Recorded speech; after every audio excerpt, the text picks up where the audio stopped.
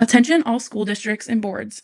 As months, years, and decades pass, the fight for equality in school is still standing for many communities, especially Latino students.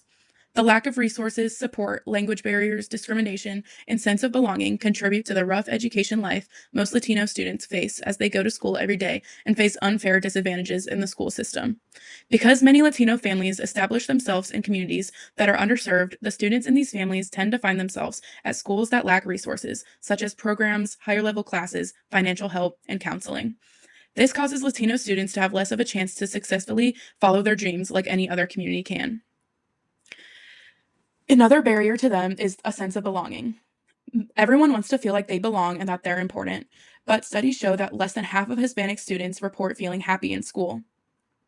This is caused by negative interactions with staff and peers, making the students feel like they can't ask for help from anyone and they feel awkward and unimportant in the school setting. Another disparity is a language barrier. Because of the lack of bilingual teachers in all US schools, students seem to have a lack of communications with their teachers. This even goes on so far to teachers having a struggle to communicate with these students' parents and parents to even their own child. Lastly, another inequality is discrimination. Many US schools have been found guilty on holding Hispanic children back because of their last name.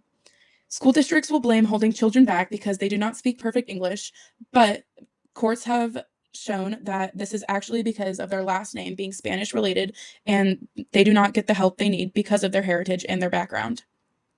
As higher ups, you can help students feel like they belong and that they can get a higher education like everyone else. To do this, schools across the US can use advanced training for teachers and administration so that they are prepared for these students and they can help these students achieve bigger dreams.